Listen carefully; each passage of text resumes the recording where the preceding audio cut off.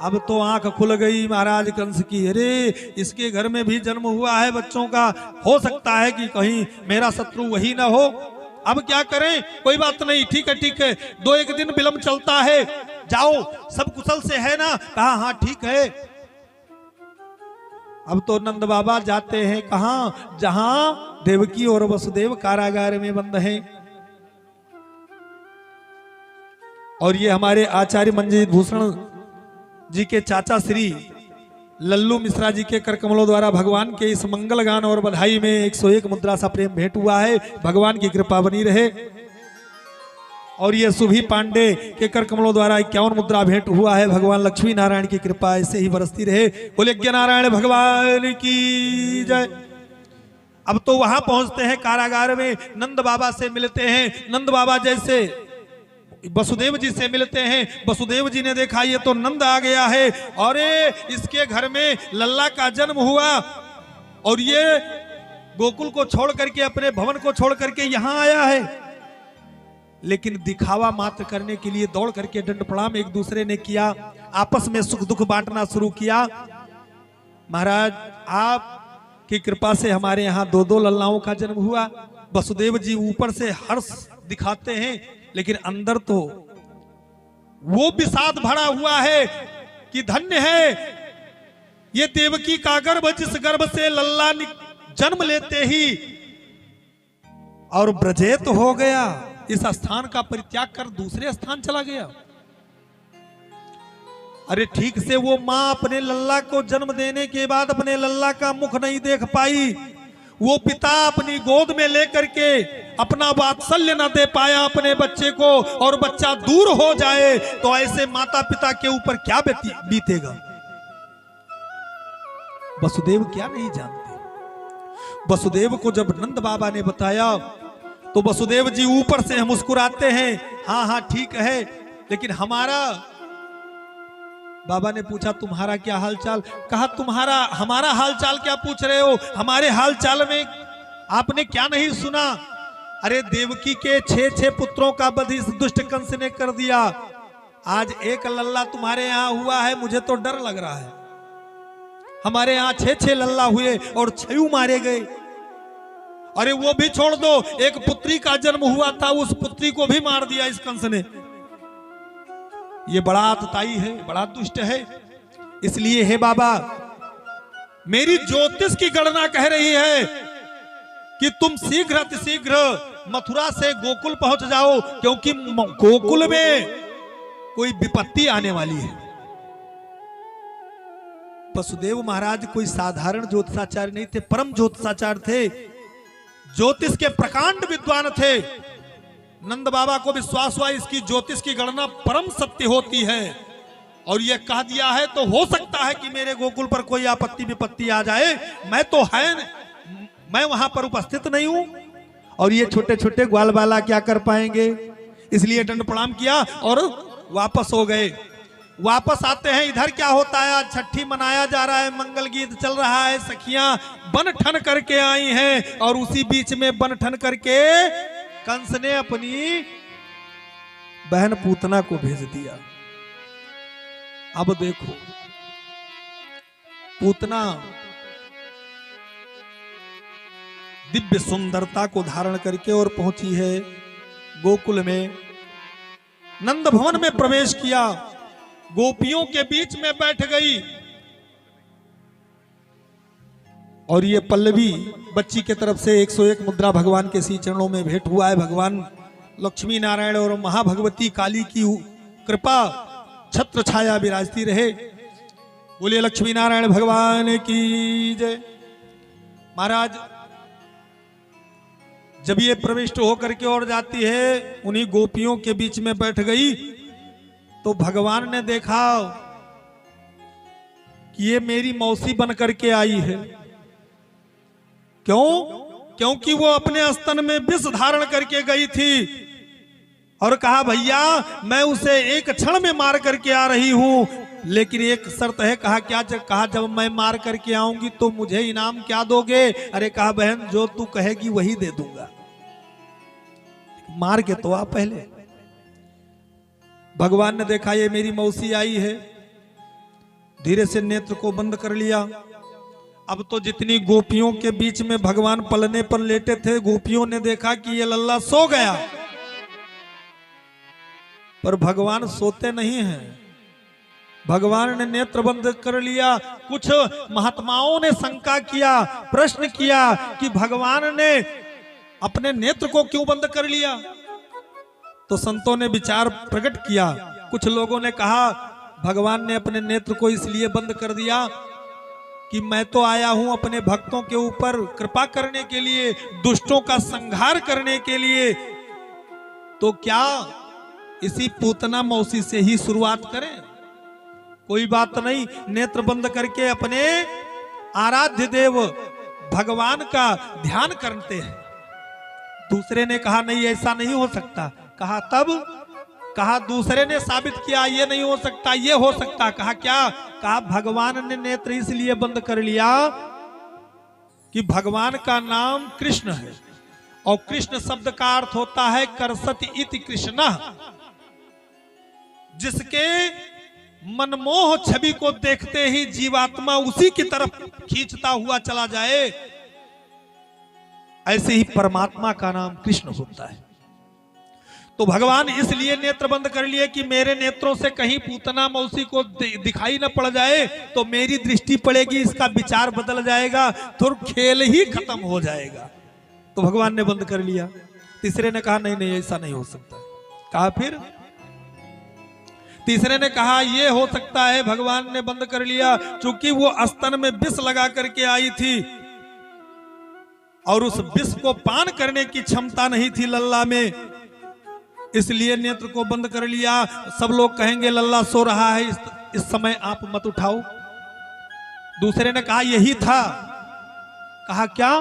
कहा नेत्र बंद करके लल्ला सोया नहीं, नेत्र बंद करके अपने आराध्य देव भूत भावन भोलेनाथ का स्मरण किया कि आज मैं आया था दुष्टों का संहार करने के लिए, भक्तों के ऊपर कृपा दर्शाने के लिए, लेकिन इसका श्री गणेश मुझे अपने पूतना नामक मौसी से ही प्रारंभ करना है, जो अपने स्तन में मुझे दूध पिलाने के जगह पर विष लेकर के आई है, मारने की इच्छा से आई है। इसलिए हे भूत भावन भोलेनाथ, मेरे आराध्य देव, तुम अपनी कृपा बरसाओ।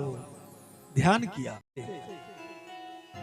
अरे ईस गिरीश पुरारी हमारी सुधि ले लेना, ईस गिरीश पुरारी ईस गिरीश पुरारी हमारी सुधि ले लेना, ईस गिरीश पुरारी हमारी सुधि ले लेना। आओ से सब लोग भगवान भूत भावन भोलेनाथ का ध्यान करेंगे और हम लोग भी अपनी अर्जी लगाएंगे।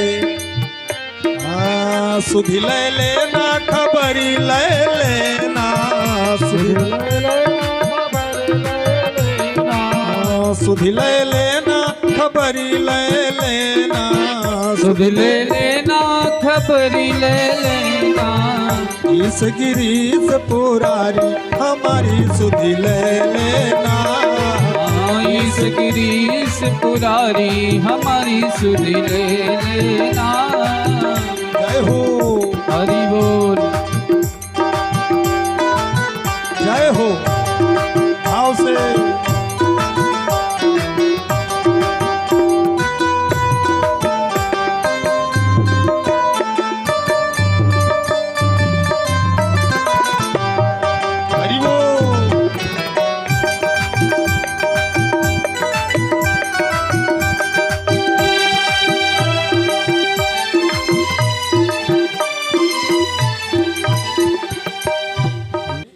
महाराज बहुत सुंदर आराधना किया भगवान लल्ला ने अपने आराध्य देव भूत भावन भोलेनाथ का।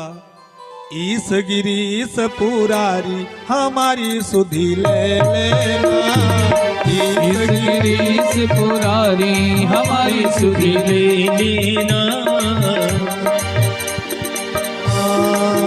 शंकर मुंड माल त्रिपुरारी, शंकर मुंड माल त्रिपुरारी, शंकर मुंड माल त्रिपुरारी, शंकर मुंड माल त्रिपुरारी, गिरजापति कैलाश बिहारी, गिरजापति कैलाश बिहारी, कैलाश बिहारी, कैलाश बिहारी, कैलाश बिहारी, कैलाश बिहारी, शंकर मुंड माल त्रिपुरारी, शंकर मुंड माल त्रिपुरारी, गिरजापति कैलाश बिहारी, गिरजापति कैलाश बिहारी, भाल चंद्रमाधारी हमारी सुधीले, बाल चंद्रमाधारी हमारी सुधीले लेना, भाल चंद्रमाधारी हमारी सुधीले लेना, बाल चंद्रमाधारी हमारी सुधीले लेना, ईश गिरीश पुरारी हमारी सुधीले लेना, गिरीश पुरारी हमारी सुधीले लेना। और इसी के साथ भगवान चंद्रमौली भूत भावन भोलेनाथ का एक नाम क्या पड़ा? चंद्रमौली। कब? अष्टम स्कंद में भागवत के जब समुद्र मंथन हुआ तो 14 रत्नों में एक रत्न चंद्रमा भी निकला था, और चंद्रमा को भगवान शिव को भाग दे दिया गया। भगवान शिव ने अपने मस्तक पर धारण कर लिया, तब से भगवान शिव का नाम चंद्रमौल पड़ गया। बोलिए चंद्रमौली भगवान की। किसी नाम से पुकारो भगवान भूत भावन भोलेनाथ जाग जाते हैं। तो ऐसे आराध्य देव को पुकारना शुरू किया। आगे का भाव कर त्रिशूल अरु डमरू लीने, कर त्रिशूल डमरू लीने, डमरू लीने हा डमरू लीने, हा डमरू लीने, कर त्रिशूल अरु डमरू लीने, कर त्रिशूल डमरू लीने, नंदी पर सवारी की, नंदी पर सवारी की, भगतन के हितकारी हमारी सुध लेना, भगतन के हितकारी हमारी सुध ले लेना, ईश गिरीश पुरारी हमारी सुधि ले लेना, ईश गिरीश पुरारी हमारी सुध ले लेना। और इसी क्रम में आगे क्योंकि बहुत समय गीत में लिया जाएगा तो कथा बहुत पीछे हो जाएगी, तो इसलिए आंतरा ना दिखाते हुए आगे बढ़ते हैं अगले आंतरा पे। भगवान का निवेदन है, अंत में क्या कहा?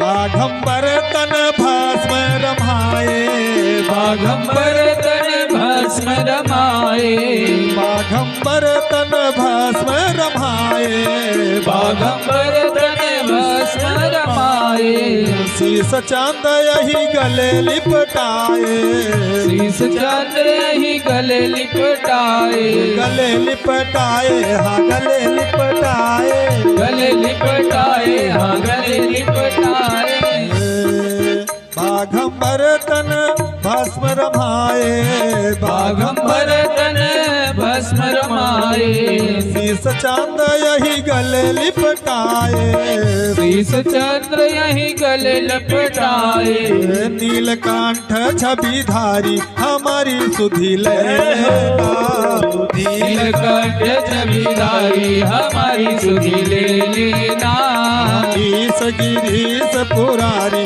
हमारी सुधि ले लेना, ईश गिरीश पुरारी हमारी सुधि ले लेना, सुधि ले लेना खबर ले लेना, सुधि ले लेना खबरी ले लेना, सुधि ले लेना खबर ले लेना, सुधि ले लेना खबरी ले लेना, ईश गिरीश पुरारी हमारी सुधि ले लेना, ईश गिरीश पुरारी हमारी सुधि ले लेना,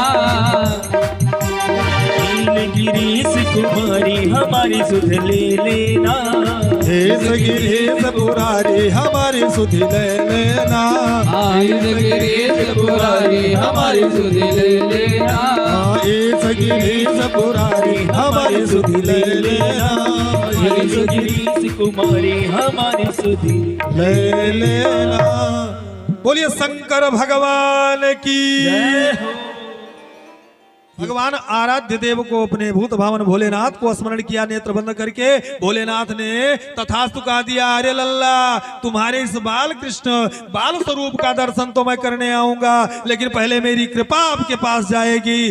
और ये समुद्र मंथन के समय भगवान भूत भावन भोलेनाथ के समक्ष देवता और दानव जब पहला विकार समुद्र से निकला था विष, तो उसको ले जा करके और प्रार्थना किए थे कि हे भोलेनाथ आप तो त्रिलोक के स्वामी हैं, आप इस विष को धारण करो, आपका कुछ भाग है। तो उस विष को पान करने के बाद देवता और दानों को मुक्त किए थे। तो महाराज भगवान आज आराध्य देव भूत भावन भोलेनाथ का स्मरण किया और भोलेनाथ ने कृपा बना दी। अन्नेत्र भगवान तब तक नहीं खोले जब तक पूतना को मुक्त नहीं कर दिए। बहुत सखियों ने उठाया, बहुत हिलाया झुलाया, गोद में लेकर के खिलाया, लेकिन कुछ नहीं। अंत में सारी सखियों ने मिलकर के यशोदा मैया को उलाहना देना शुरू कर दिया। अरे ये मैया तुम्हारा काम कभी खत्म हुआ है कि होगा? दौड़ी दौड़ी मैया आई, क्या बात है गोपियां? अरे देखो लल्ला तुम्हारा पालने में कब से सुला रहा है और सो गया है, इसको ले जाकर के भीतर कर दो। मैया ने जैसे लल्ला को उठाने का प्रयास किया, लल्ला रोना शुरू कर दिया। और जब रोना शुरू कर दिया भगवान ने विचार किया अभी मैया ले जाकर के भीतर कर देगी, पूतना मौसी बैठी बैठी कब तक प्रतीक्षा करेगी, और मैं गया तो ये गोपियां चली जाएंगी, लेकिन मौसी कहां जाएगी? ऐसा ना हो अकेले रहे तो पोल कहीं खुल जाए इसका। इसलिए भगवान रोना शुरू कर दिया। गोपियों ने कहा नहीं नहीं नहीं मत ले जाओ भीतर, अरे हम सब अभी बैठे हैं तो क्या करें, थोड़ा सा दुग्ध पान करा दे मैया, लल्ला यही रह दे। अब मैया वहीं बैठ करके दूध पान कराना शुरू कर दिया। दूध जब पान कराना शुरू किया लल्ला ने नेत्र खोल दिया, क्योंकि माँ के आंचल के नीचे नेत्र खोल करके और दूध पीते पीते बंद कर देते हैं। तो मैया ने देखा अरे तो लल्ला जाग रहा है, डंका पीट दिया। अरे गोपियां तो कह रही थी सो गया लल्ला, देख ये लल्ला जग रहा है। कोई बात नहीं, है गोपी अपने गोद में ले लिया, उसने दूसरे के गोद में दे दिया। ऐसे ये खेल चल रहा था, उसी बीच में लाइन लगा करके पूतना भी खड़ी हो गई, लाओ जरा लल्ला मुझे भी दे दो, मैं भी अपनी गोद में लेकर के आपके लल्ला का सुख का अनुभूति कर लूं। और तुम महाराज कौन मना करेगा? और वहां कोई परिचय पूछने वाला नहीं था गोपियों का, इतनी गोपियां कहां से आई हो, तुम अपना पता लिखाओ, एड्रेस लिखाओ, ये सब कुछ नहीं होता था। जो आओ सबका स्वागत। अब जब पूतना की गोद में आए भगवान, तो भगवान ने कहा अगर मैं कुछ लीला यहां नहीं करूंगा तो ये सब के सब भीड़ लगाई यहीं बैठी रह जाएंगी। सुबह से आई हैं, इनको ना खाने का डर है, ना पीने का डर है, ना सोने का चिंता है, ना अपने घर की चिंता है, और कोई चुरा ले जाए कोई सामान तो भी नहीं चिंता, केवल लल्ला की चिंता। कब तक घेरे बैठे रहोगी, ना खाओगी ना खाने दोगी। भगवान ने कहा लीला करो। अब क्या लीला किया? पूतना मौसी की गोद में भगवान जब आते हैं तो रुदन करना शुरू कर देते हैं। नेत्र बंद किए रो रहे हैं। अब रोना शुरू किया, अब बैठ जाए पूतना तो रोते हैं भगवान। दूसरी गोपी पहुंचती है, अरे गोपी ये लल्ला मुझे दे दे, तेरी गोद में, ना मालूम क्यों रो रहे हैं। पूतना ने कहा नहीं नहीं, मैं अपनी गोद में ही चुप करूंगी तुम्हारे लल्ला को। लेकर के यत्र तत्र भ्रमण करना शुरू कर दिया। आंगन बहुत बड़ा था, अब भगवान को लिए गोद में वो भ्रमण कर रही है। बहुत समय बीत गया, गोपियों के मन में विचार आया चलो समय बहुत हो गया, हम लोग अपने घर हो आते हैं। और ये गोपी लेकर के लल्ला को खिलाएगी, मैया देखना लल्ला का ध्यान रखना। गोपी धीरे से निकल जाती हैं। आंगन सूना हो गया। पूतना ने कहा अब तो इस लल्ला को मैं अपना स्तनपान कराऊंगी, कोई देखेगा भी नहीं। मैया से कहा मैया तू भीतर का काम निपटा ले जल्दी जल्दी, मैं तेरे लल्ला को खिला रहा हूं। अब तो लेकर के आंगन में बैठ गई, और जैसे भगवान ने पूतना के स्तन का पान करना शुरू किया। भगवान मन ही मन में विचार करते हैं, वारे मैया आज तू मेरी मौसी बन करके आई है, तुम्हारे स्तन में सबसे पहले भरे हुए विष को मैं पान करूंगा। चूंकि मेरे आराध्य देव को वापस कैलाश जाना है, सबसे पहले विष का पान किया, विष खत्म हुआ। पूतना के स्तन का दुग्ध पान करना शुरू कर दिया, दुग्ध भी खत्म हो गया। भगवान ने विचार किया अब क्या करें, पूतना के शरीर का रुधिर पान करना शुरू कर दिया, प्राण पखेरु खींचना शुरू कर दिया। और जब अंतःकरण से खिंचाव शुरू हुआ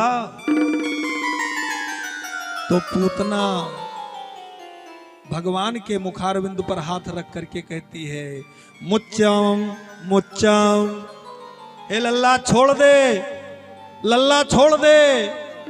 भगवान ने कहा, मौसी ये वो लल्ला नहीं है कि जब चाहो जो चाहो वो करा लो, मेरा नियम है। कौन सा नियम? मैं जल्दी किसी को पकड़ता नहीं हूं, यदि कभी पकड़ लिया तो छोड़ता नहीं हूं। नियम का बड़ा अटल हूं और रहना भी चाहिए। लेकिन ये हमारे आपके पास नियम नहीं रह जाते। हम आप अपने नियम, अपने धर्म, अपने कर्म से विचलित हो जाते हैं कभी कभी। ऐसा समय प्रकृति का नियम है, संसार में इस पशु पक्षियों का नियम है, लेकिन हम आपके पास कोई नियम नहीं है। एक उदाहरण दे दें, पशु का नियम है कि अगर वो बगल के खेत में हरे भरे गेहूं को खा रहा है और उस खेत का स्वामी पहुंच गया और डांट दिया खेत के बाहर से, तो वो पशु समझ जाता है कि ये आया है मुझे भगाने, और संयोग से उस खेत को छोड़ करके चला जाता है। पशु में कितना बड़ा नियम है। एक शेर है जो मांसाहारी है, एक गाय है जो शाकाहारी है। दोनों के नियम अटल है। गाय को आप खूंटे पर बांध दो, 10 दिन तक उसके आगे घास मत फेंको, और 11वें दिन एक बोरिया में मांस ला करके उसके आगे रख दो, गाय कभी खाएगी नहीं। क्यों? क्योंकि उसका आहार शाक है। वो अपने नियम से विचलित नहीं होगी, मर जाएगी पर मांस का आहार नहीं करेगी।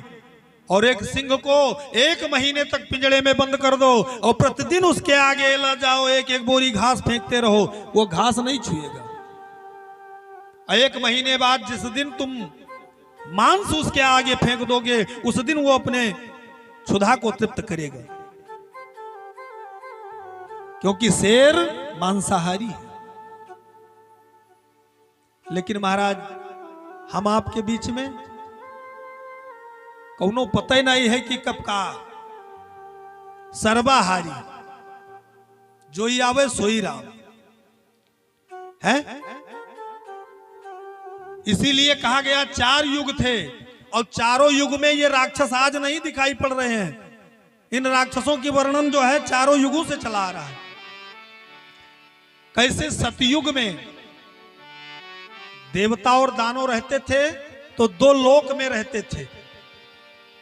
देवता स्वर्ग में रहते थे और दानव मृत्यु में रहते थे। इसके बाद जब सतयुग खत्म हुआ, द्वापर आया, वो त्रेता आया, तो त्रेता में महाराज लोक खत्म हो गया। अब एक लोक में दोनों आ गए। और जब त्रेता खत्म हो गया, द्वापर, त्रेता खत्म हुआ, द्वापर आया, तो एक ही देश में आ गए, नगर अलग अलग हो गया। और जब वो द्वापर भी खत्म हो गया, ये कलयुग आया, तो बोले अब कहां है देवता और दानव? कहा प्रत्येक मानव के शरीर में ही देवता और दानव विराजित रहते हैं, ना गांव, ना देश, ना विदेश। कब वो देवता के रूप दिखाई दे और कब वह है दानव के रूप दिखाई दे, कुछ पता ही नहीं। बोल वृंदावन बिहारी लाल की तो महाराज ये नियम के अटल होना चाहिए हमें आपको। भगवान ने कहा मेरा नियम है, मैं अपने भक्त को कभी पकड़ता नहीं हूं जल्दी, अगर पकड़ लिया तो मैं जल्दी छोड़ता नहीं।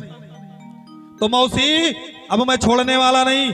अब मौसी घबराई और चीखती हुई अपने असली रूप में आकर के भगवान को लेकर के भगी। भगवान ने कहा चलो, छोटे से भगवान 6 दिन के और पूतना का वो शरीर, व्यास जी भागवत में लिखते हैं अपना शरीर पूतना ने ऐसा बढ़ाना शुरू किया कि 6 कोस के जितने वृक्ष थे, जब भगवान ने उसका उद्धार किया तो 6 कोस में जितने वृक्ष थे उसके गिरने के बाद सब नीचे दब करके चकनाचूर हो गए। विचार करो कितना बड़ा शरीर वाली वो पूतना आई थी, और पूतना का कोई नया कार्य नहीं था आज कृष्ण को मारना है। बोलिए बाल घातनी थी, उसका कार्य ही था यही कि जितने छोटे छोटे बालक होते थे सबको मार करके भक्षण कर जाती थी। ऐसी पूतना थी। और पूतना शब्द का अर्थ ही होता है क्या? ना पूतना 2 शब्द है। पूत माने पवित्र, ना मीन्स नहीं, जो कभी पवित्र ना हो वही पूतना है। आज पूतना का उद्धार किया भगवान, उसके वक्षस्थल पर छोटे से बैठे हुए हैं। उधर से नंद बाबा कर दे करके वापस आए, रास्ते में देखा हरे राम राम, इतना पहाड़ वाला शरीर मेरे इस गोकुल की सीमा पर कौन पड़ा हुआ है। दौड़ते हुए जब पहुंचते हैं आवाज इतनी गूंज हुई कि पूरे गोकुल के लोग दौड़ पड़े। मैया यशोदा ने कान बंद करके दौड़ा, अरे देखो भाई इतना भयानक ध्वनि कहां से आई। हे भगवान मेरे लल्ला को कुछ हुआ तो नहीं।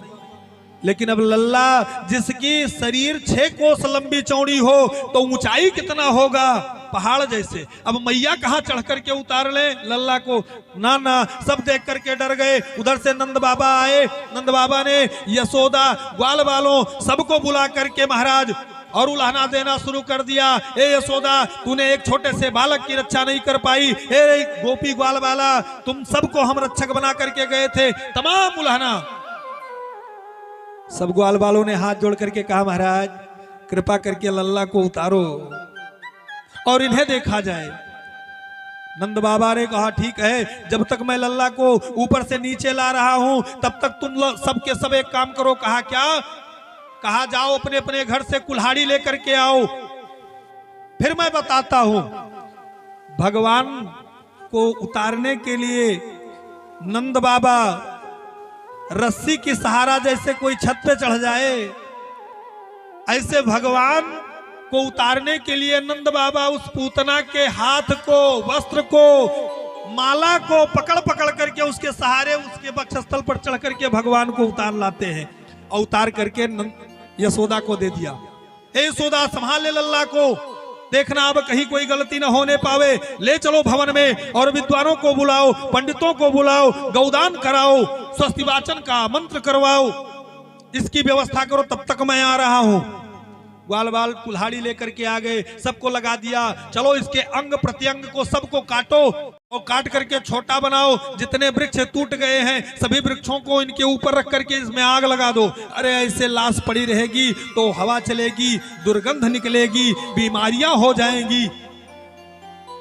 नंद बाबा के कथनानुसार सभी ग्वाल वाला मिलकर के उस पूतना के अंग को काट करके और आग लगा दिया। जब वो जल गई तो उससे जो धुआं निकला बड़ा सुगंधित, और जैसे सुगंधित शब्द का नाम लिया परीक्षित एकदम सतर्क हो गए।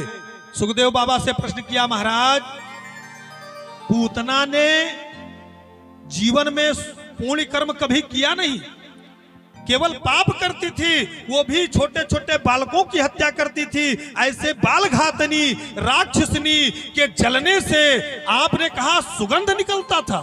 कहा हाँ सुगंध निकलता था। कहा कैसे?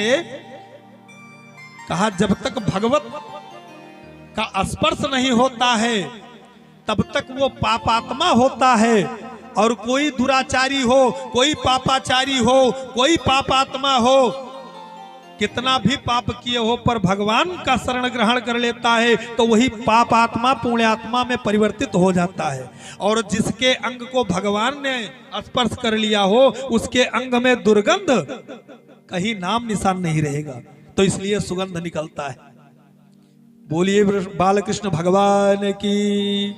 पूतना का उद्धार हुआ। पूतना वापस जा करके कंस को महाराज संदेशा न दे पाई कि क्या मैं किया, और इधर क्या हुआ कि नंद भवन में विद्वानों को बुला करके स्वस्तिवाचन का पाठ करवाया गया। और इसके बाद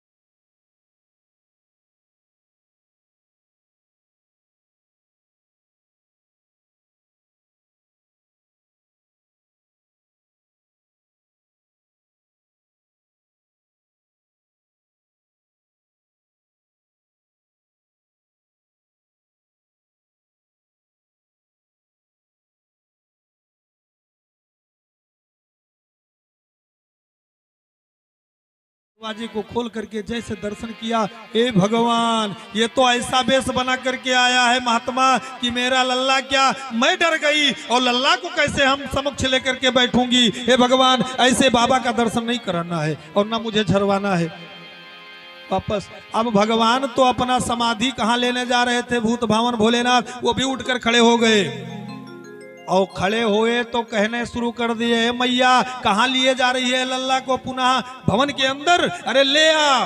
मैया ने कहा बाबा मेरे यहां मत आना, चले जाओ, मैं तुम्हारे पास लाने वाली नहीं, तुम्हारा तो अजीबो गरीब वेशभूषा है।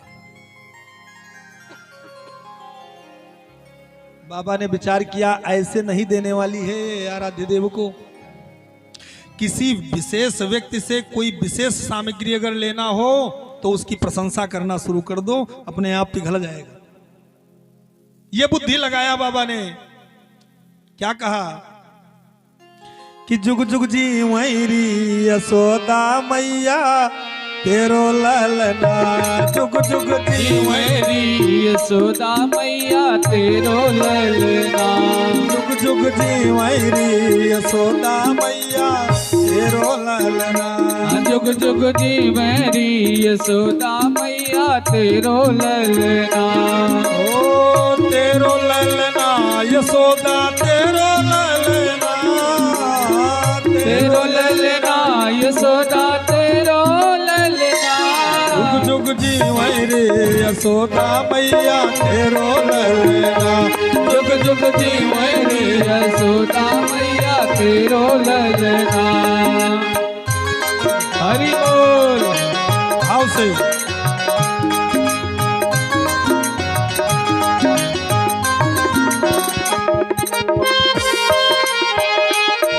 भाव से ताली बजाते हुए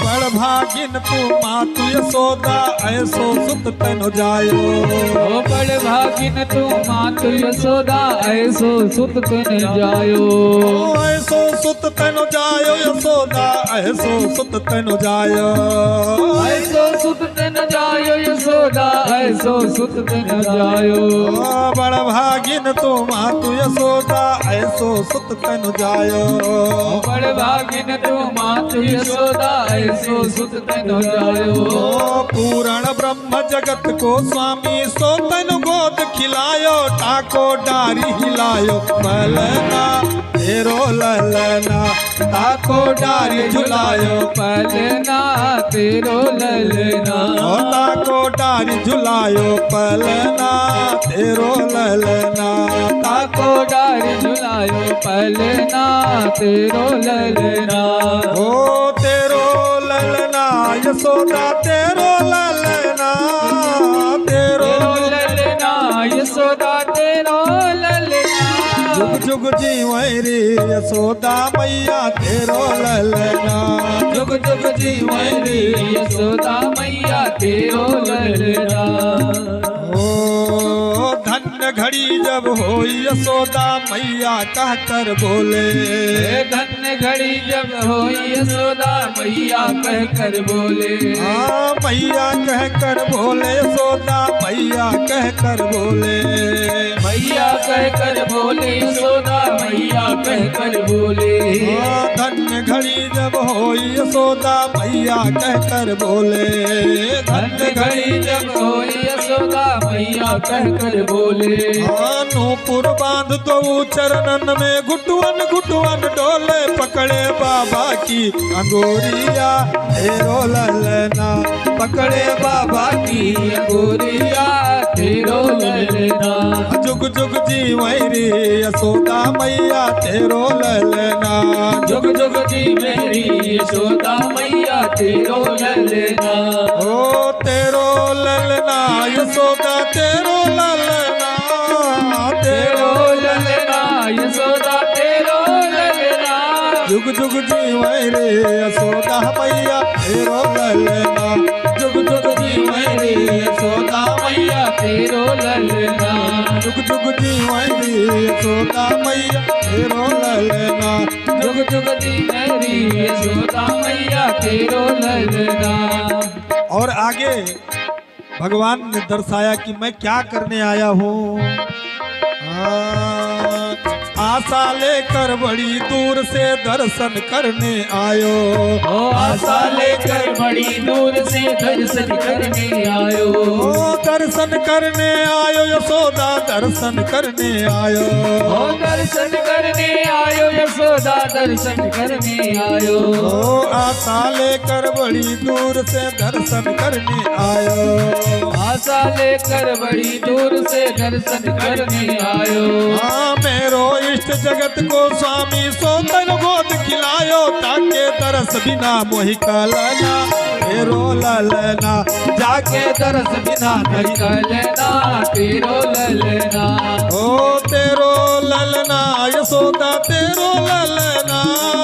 तेरो ललना यशोदा तेरो ललना। जुग जुग जी मेरे यशोदा मैया तेरो ललना। जुग जुग जी मेरे यशोदा मैया तेरो ललना। हाँ जुग जुग जी मेरे यशोदा मैया तेरो ललना। जुग जुग जी मेरे यशोदा मैया तेरो ललना। हाँ जुग जुग जी मेरे यशोदा मैया तेरो ललना। जुग जुग जी मेरी यशोदा मैया तेरो ललना। हाँ तेरो ललना यशोदा तेरो ललना। तेरो ललना यशोदा तेरो ललना। जुग जुग जी मेरे यशोदा मैया तेरो ललना। जुग जुग जी मेरी यशोदा मैया तेरो ललना। हाँ जुग जुग जी मेरे यशोदा मैया तेरो ललना। जुग जुग जी मेरी यशोदा मैया तेरो ललना। तेरो ललना। बोलिए यशोदा के लल्ला की जय हो। भगवान भूत भावन भोलेनाथ ने निवेदन किया मैया जब तक मैं आपके लल्ला का दर्शन नहीं करूंगी तब तक मैं वापस अपने स्थान को नहीं जाऊंगी। दो चार गोपियां पहुंच करके बड़ी प्रशंसा भगवान भूत भावन भोलेनाथ की। अरे बड़े सिद्ध कोटि के महात्मा है मैया तुम डरो मत एक बार लल्ला को इनकी गोद में दे दो। देखो फिर चमत्कार। किसी तरह से मैया ला करके लल्ला को भगवान भूत भावन नाथ के गोद में डाल दिया। और जैसे गोदी में पहुंचते हैं लल्ला तो लल्ला भगवान भूत भावन भोलेनाथ को देखते, भोलेनाथ लल्ला को देखते, दोनों आपस में देखते देखते ब्रह्मानंद की आनंद में डूब जाते हैं। कुछ क्षण के लिए स्तब्ध हो गए। अब मैया ने कहा हे भगवान ये सब क्या हो रहा है, कैसा चमत्कार। ए बाबा एकदम तुम शांत हो गए, लल्ला भी शांत हो गया। बाबा ने नेत्र खोल करके बताया मैया अरे ये मेरे आराध्य देव हैं, तुझे तो लल्ला के रूप में आए हैं, तू कितनी बड़भागी है। मैया को प्रणाम किया और भगवान को प्रणाम करके पुनः भूत भावन भोलेनाथ वापस कैलाश पर जाते हैं। बोल वृंदावन बिहारी लाल की जय। भागवत भगवान की जय हो। समय को देखते हुए आप सबको कई बार जो है लिखित में भी आ चुका है, तो इसलिए कथा को बहुत आगे न बढ़ा करके आज भगवान की इन समस्त लीलाओं का बस ऐसे सूक्ष्म में दो चार लीला और दर्शन करा दे रहे हैं। इसके बाद आरती होगी। महाराज ये खल्लर भैया की तरफ से 101 मुद्रा भगवान के श्री चरणों में भेंट हुआ है। भगवान लक्ष्मी नारायण की कृपा बरसती रहे और ऐसे ही आनंद कंद में समस्त ग्रामवासी, क्षेत्रवासी, नगर निवासी विराजते रहें। भगवान की अगली लीला होती है, महाराज एक दिन मैया बैलगाड़ी के नीचे लिटा दिया। और बैलगाड़ी के नीचे कैसे लिटाया? संकट भाजन के नाम से उसे कहते हैं। संकट भाजन का मतलब जब बच्चा करवट लेना शुरू कर देता है तो उसे संकट भाजन कहते हैं। तो एक दिन लल्ला करवट लिया, मैया ने डंका पिटवा दिया पूरे गोकुल में, ए गोपियां, अरे आज मेरा लल्ला करवट बदला है, आओ गोपियों कुछ बधाई हो जाए, कुछ मंगल हो जाए। मैया तो यही चाहती है कि लल्ला के कुछ हो, छींक आवे तब वो बुलाई लो। तो आए दिन नंद भवन में भीड़, आज संकट भाजन का उत्सव है। इसमें जो है तृणावर्त का उद्धार भगवान ने किया। और इसके बाद तृणावर्त के बाद में भगवान लीला करते हैं। आगे चल करके एक दिन भगवान ने 1 वर्ष के हो गए तो उनके जन्म नक्षत्र आता है। और जन्म नक्षत्र जब आता है तो उसमें महाराज भगवान ने कहा आज मेरा जन्म नक्षत्र आने वाला है, अगले दिन तो कुछ लीला कर दिया जाए। एक दिन भगवान मैया की गोद में बैठे बैठे स्तनपान कर रहे थे। मैया दधि मंथन में लगी थी और दधि मंथन में लगी थी, भगवान को दूध पान करा रही थी। इधर देखा कि मेरा मामा तृणावर्त को भेज दिया है, क्या करें? तो भगवान ने कहा कि जब तक मैं स्तनपान करूंगा तब तक ये मैया मुझे अपनी गोद से उतारने वाली नहीं। तो भगवान ने धीरे से अपनी वजनता बढ़ाई और वजनता जब बढ़ाई तो मैया को घबराहट हुई, अरे ये मेरी मैया घबरा रही है। भगवान ने अपनी वजन को बढ़ाना उसी पर रोक दिया, फिर भी वजन हो गए बहुत। मैया को घबराहट हुई, आज लल्ला ज्यादा दूध पी लिया क्या, इसकी वजन में बढ़ोतरी हुई है। लल्ला को गोद से उठा करके पलने में लिटा दिया और पलने में लिटाने के बाद मैया गृह कार्य में लग गई। तृणावर्त ने देखा लल्ला अकेले पलने में सो रहा है और वो तृणावर्त सीधे आता है, लल्ला को गोद में उठाता है। लल्ला भी नेत्र बंद किए हैं और सीधा जब वो आकाश मार्ग में जाता है तब वो अपने रूप में आता है तृणावर्त। भगवान जैसे उसको अपने असली रूप में देखते हैं, भगवान नेत्र बंद किए किए धीरे से उसके कंधे पर बैठ गए और कंधे पर विराजित हो गए। तो वो भगा कहां? मथुरा की तरफ। भगवान ने कहा अरे मेरे मामा ने तुम्हें उड़न खटोला बना करके मेरे लिए भेजा है, तो जब तक तुम मेरी नगरी का दर्शन नहीं कराओगे, गलियों का दर्शन नहीं कराओगे, तब तक तुम जाने वाले कहां? घुमा लिया धीरे से, कान पकड़ करके घुमाया, इधर घूमो, चलो मधुमाला, मधुमंगल, सुमंगला, इनका सबका घर दिखाओ, गली दिखाओ। अभी तो गोकुल नगरी बाकी पड़ी है, तुम मथुरा जा रहे हो, कहां जा रहे हो? घुमाया। अब वो पूरे गोकुल का भ्रमण किया, भगवान ऊपर विराजित है। और जब वो पुनः मथुरा की तरफ अग्रसरित होता है तो भगवान उसके कंधे पर बैठे बैठे दोनों कानों को हाथ से पकड़े हैं, लेकिन वो जनता बढ़ाना शुरू किया। तो तृणावर्त महाराज सोचने लगा ऐसा तो नहीं ये काला काला बालक देख करके कहीं काला काला शिला उठा करके रख लिया। हे भगवान, ये बालक है कि कोई शिला है, पत्थर है, मैंने अपने कंधे पर विराजित कर लिया। भगवान तो सबके मना स्थिति को समझ गए। भगवान ने कहा वारे मामा, तुम्हें उड़न खटोला के रूप में मेरे मामा ने भेज दिया था और तुम मुझ में पत्थर का दर्शन कर रहे हो, मूर्ख। अरे संसार वाले पत्थर में मेरा दर्शन करते हैं, तुम मुझ में पत्थर का दर्शन कर रहे हो, कोई बात नहीं, तुम्हारी अंतिम मनोकामना मैं शिला पर ही पूर्ण करूंगा। भगवान धीरे से घुमा कर लाते हैं, एक बहुत विशाल शिला चट्टान थी, उसी पर ला करके उसका उद्धार किया। बोल वृंदावन बिहारी लाल की जय। अब समय अधिक ना हो इसलिए सबकी मर्यादाओं का पालन करते हुए और भगवत को प्रणाम करते हुए कथा को विराम किया जा रहा है।